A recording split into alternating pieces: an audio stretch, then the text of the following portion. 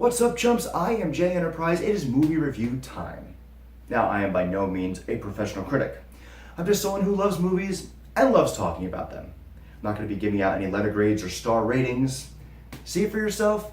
Be your own judge. Today, we're going to go back to 2005 to Batman Begins.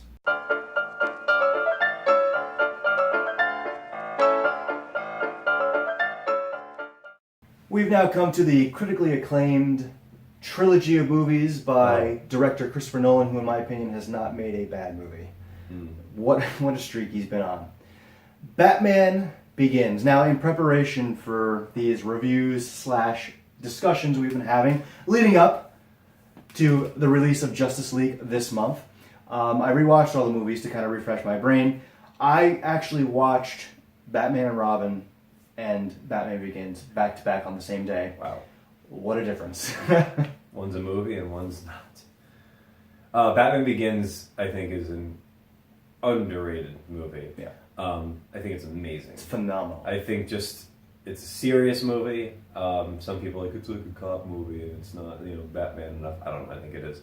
Why would they say that? What's their arguments for that? I don't know if it just that people think it takes itself too seriously, Oh. or there's not centered enough around villains, but it's not about that. It's the first movie that actually tells a Batman origin. Yep. I like that they gave a reason for everything, Yep. which is what I love about it. There's not even the fact like, oh, he's just got a Batman mask and cowl. It's like, no, the ears are only that tall because there's, basically a cell phone inside them. Mm-hmm. Even the fact that, how does he keep getting all these things? Alfred mentions they have to order 10,000 pieces to avoid being, suspected of doing anything with them.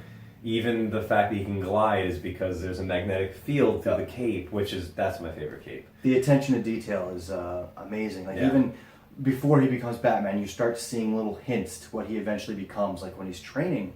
And I'll never forget seeing the movie in theaters during the training montage, and you see he's got the spikes, the ninja spikes, but you connect that, you correlate that with the Batman, the classic Batman look. You're like, oh, that makes sense. They're practical. They're used for something. He's introduced to these early on in his training. But I remember seeing this part of the training montage in theaters when they're on the ice, and just thinking to myself, you're actually seeing the evolution of how Batman became Batman. And I'm just thinking to myself, this is awesome. This is so cool, actually seeing how the psychology behind it, him learning to fight, the evolution of the costume, all in one montage. And sitting in theaters watching it unfold, I was like, this movie is incredible already. And the villains too, there's so many minor villains to most people that they don't know that are in this film that are really big parts in the comics. Yeah. Carmine Falcone, Victor Zsasz, who has a very small role, but he's there, and I think Victor's one of my favorite villains.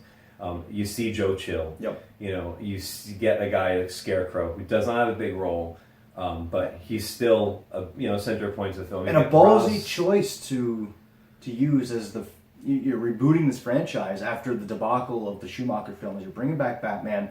At this point, X-Men and Spider-Man are ruling the superhero cinematic world. You bring back Batman, but you choose to bring Scarecrow in as the main villain. Ra's al Ghul is the main villain. He is the main villain, but you don't know that going throughout the film. You don't, and the main thing is it's not a villain film. It's the villains are there because they have to do with the origin. Yeah. They're not popping up because they have a plot of their own to kill Batman. Scarecrow, I like how this is the thing about Nolan, is his detail. Scarecrow isn't just there. He's there because he uses the flowers that are up in the mountains where Batman trains to make his fear toxin, which is why during his training, Ra's makes Bruce smell, basically Scarecrow's toxins essentially, and that's why he sees that when he's trying to find Liam Neeson, whatever, Ra's, in the lineup of soldiers during that final test, his vision's messed up. He sees the bats in the box, his fear. Full circle, Ra's and Scarecrow working. Again, full circle. Ra's trains Batman. He's coming to Gotham because essentially Bruce wouldn't follow through with his mission, which was to kill off Gotham and reboot it. Everything tied together. Scarecrow even works with, what's her name, Rachel Dawes in the film. I believe they're tied in. Everything is connected. Carmine Falcone is working for Ra's al Ghul. He's helping ship things in for him. Essentially, I think that's how it went. So it's impressive how nothing was just random.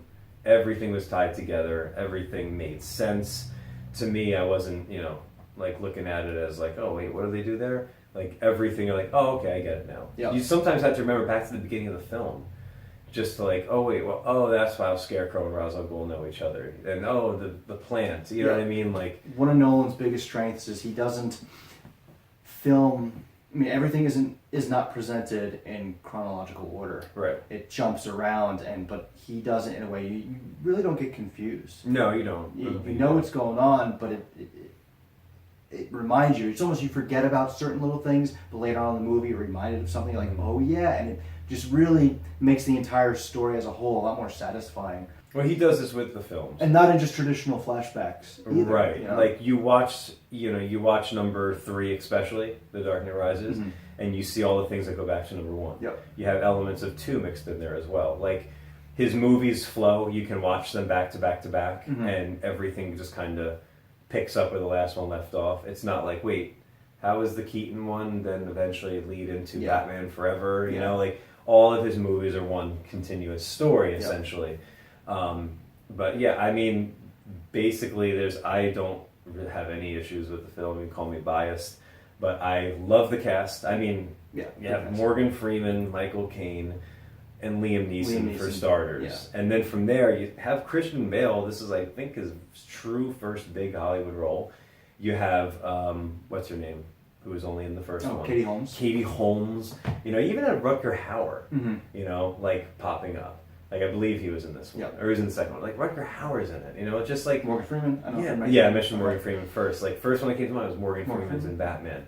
And this might have been one of the first superhero movies that had such critically acclaimed actors in it. And also great casting from a visual standpoint with Bruce's parents. His father, like, looks like... There was even a line, I think it's in Batman Begins, where... I think one of the board, it's either Lucius or one of the board members at Wayne Enterprises says, yeah, you look so much like your father. Yeah. And Bale does legit look like the actor who plays his dad. It fits. Everything fits in the film. And that's what I like about it. Like, everything just comes together nicely. Everything makes sense. I like the way Gotham looks. I know in these movies, people go, it looks too Chicago, which I don't understand that.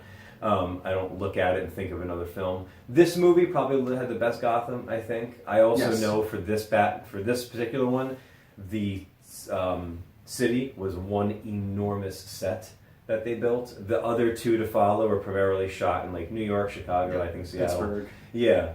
This essentially, if you go back and you're a nerd and you inhale the extras like I do, you can see the set they built. They basically built a mini city on this enormous piece of land. I forgot where, maybe Detroit. I don't remember. But it's really impressive. The sets were great, and it was dark. Yeah. Like, the fighting skills were different. You know, Batman fought like a ninja. To a point, he was so fast I could barely understand what was going on. I remember some complaints about the fighting scenes, how everything was all blurred. I never have a problem with it, but I remember Nolan specifically saying we shot those scenes like that for a reason, because like when you're in a fight with Batman, especially Batman's introduction in the show, half the time the villains or the thugs, the hired hands, whatever you want to call them, they don't see Batman. They don't know what's going on. It's just a blur, a flash, a black streak, and they shot those films in close proximity to give that kind of feeling that you're in the fight. You don't really know what's going on, because that's really how it would be in that particular situation. If a Batman existed, you know, he takes out a bunch of guys. Like, he'd be moving so quick you can't see. Yeah, exactly. And he's supposed to be a ninja. He's fresh off his training from the League of Shadows. You know, I mean, that's essentially... I don't have an issue with that one scene, because in later films when he's fighting, it's way more digestible. Yep. But for his intro especially, I thought it was perfect. Yep. He moves so quick, and you just see guys dropping. And that wasn't the main central point anyway. The central point of that scene was to get Falcone, and... he just gave him a headbutt. Yep. So the payoff was exactly what it needed to be. Probably the best Batman scene, where he delivers that iconic line. Reaches the rolling. In the last video, we talked about George Clooney's very underwhelming Batman introduction. The Keaton one was great in '89, but this one with the whole... One thing about Keaton that we didn't discuss is when Keaton tries to coach himself into saying I'm Batman. Oh, yeah. And he's lipping it to himself, but that's just going back. Probably should have mentioned that 5 episodes ago, whatever it's been. But yeah, ripping through the car and pulling Falcone out. And just like, And Batman finally got his just due. Another one of my favorite scenes from the movie is when he takes Flash and pulls him up after he's got the falafel and he's half masticating it, and it's in the rain. He pulls him up. Where are the other drugs going? Yeah. I love that scene because it's very intense. Like Flash, he's portraying the emotion that anybody would naturally have if they're put in that situation. Terrifying. Do I look like a cop? And there's one other line which you can't think of right now. Swear to me. And also, while we're on that, Gary Oldman, another enormous actor, and the best I don't think you can ever get. I know pretty soon we'll have J.K. Simmons, who in his Gordon looks amazing. Yep. However, like Gary Oldman, the way he looked like a tired cop in a city that corrupt is city, going to just beat you down, and the look on his face, knowing he's working with a partner who's a piece of shit. He's just so convincing, and he's one of the most consistent and best pieces about Nolan's films. Is that Gary Oldman's Jim Gordon, and he's usually, up until that film, I think he was always the villain. Yeah, he plays mostly villains. He's mainly the villain, and in this movie, he is so sympathetic, and it's you feel for him, and you almost just you want to help the guy out because he's the only, essentially painted as the only cop in the town like him. Family guy, just trying to do the right thing. Because this is an origin story, the pacing is obviously a lot different than the other films we mentioned during our 89 review. You see Batman within the first 2 minutes. Batman Begins, you have to wait until about a little after the 1 hour mark until you officially see Batman. And there's no start with him and then we'll go back. It's like this starts right from like childhood. Yeah. It starts with him and Rachel chasing each other. And I mean, it does not like, all right, we'll give you Batman and then we'll tell you the story and come back. It's like it builds until you finally get that scene, and then then the shit hits the fan. I like how they show the growing pains. Like he doesn't go from just came back from League of Shadows to being this amazing shadow in the darkness ninja. He has his stumbling blocks. Yep, he screws up. And I love how they show him too when he first tries recruiting Gordon. He doesn't even have like the bat suit yet. Yes. He's got just the ski mask on. He's just rappelling down the up and down the buildings. He's a little sloppy. He jumps off. He hurts himself. Yep. Scarecrow catches him at one point early on and sprays him, sets him on fire. Yep. That's a crazy scene as is, and he's in the back of the car freaking out. Yep. And finally Bruce wakes up and he's bruised. Yep. And he's Morgan Freeman said he slept for 2 days. Like things that make sense. Like if somebody did this to their body, this is a big toll. Absolutely. Final scene of the movie. I remember watching this in theaters. Now, I can't remember if a sequel... Because I know Nolan originally didn't have a trilogy in mind. That kind of just naturally evolved. But I don't know if a sequel was in the works. I'm pretty sure I heard the whole Gordon handing Batman the Joker card. I think that was originally just supposed to be an Easter egg. Nothing more. Oh, yeah, it was. And also look at the name of the officer that signed off on the bag, the forensics bag. What's that? J. Kerr. Oh. Yeah. Just very cool. Look at the very top. There's a card. There's the officer that initialed as J. Kerr. Interesting. Yeah. But I remember seeing that, and I guess assumed that there was going to be a sequel, but I just remember seeing the scene and automatically assuming Joker's going to be in the next film, and just the wave of anticipation that came over me. Like, I couldn't wait. Because you also... I couldn't wait. Like, I got to wait several years. You saw what they did, and you're like, okay, Joker in this universe. Yes. Like, we just saw this great movie. Yep. Now we're going to see Joker in this. I just remember that wait from 05 to 08 felt like an eternity. Forever. Yeah. Batman Begins. I think we can agree that was a great movie. Yeah, I love that movie. Speaking of great... We got plenty more videos to come. I really hope you were entertained by this one. Maybe. If you were, maybe indeed, please find your way to the like and subscribe buttons. Mr. Opa. Yeah. Are you on social media? I am. Cool. Links are in the description. Yeah.